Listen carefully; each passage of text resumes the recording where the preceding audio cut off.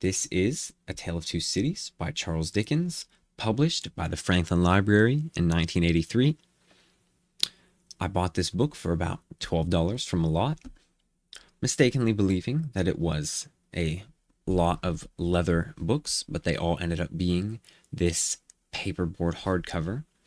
As you can see, the paperboard was stamped with the grain of leather to give it the appearance of a leather book, but it's not leather at all, it's just paperboard. This gilded design here is printed on. Once again, it's that quite cheap looking gilding, kind of silvery. On the spine, the quality of the gilding becomes much more obvious because the title has completely worn off.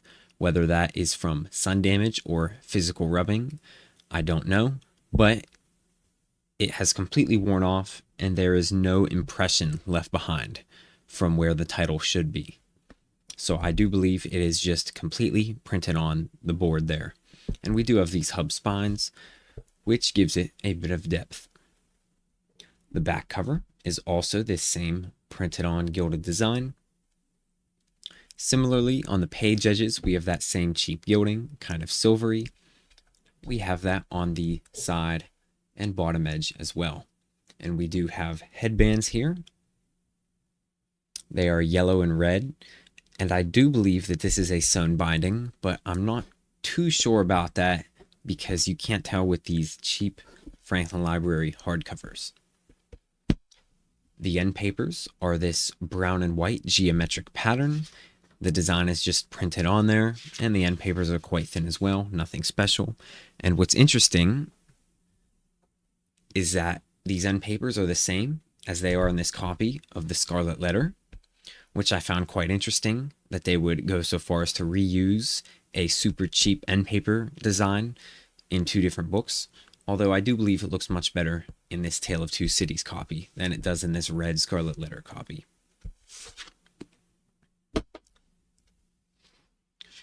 The paper itself is nothing special, just your standard hardcover paper.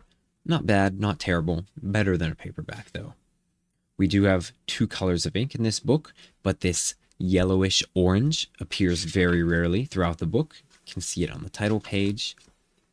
And in the book itself, it doesn't appear anywhere except for on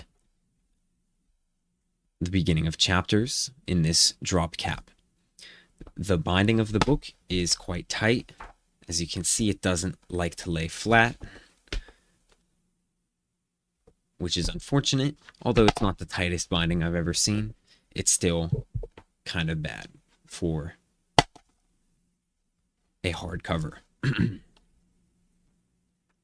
In the book itself, there are few to no illustrations, I believe. Well, there are some, I guess, at the beginning of chapters, these very tiny ones, which are most likely reused from an older edition. We do have these larger ones that take up pages, which are very sparse throughout the book. Here's another one.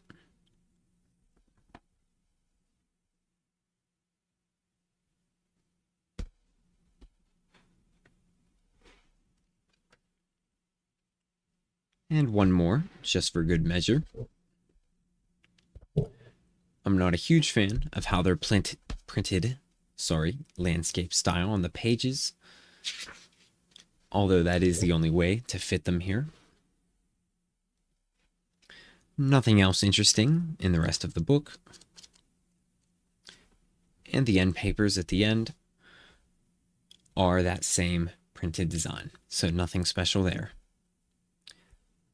That's all with this book. There's definitely better editions out there, but it's not terrible. And for $12, I'm not complaining too much. That's all. Thanks for watching.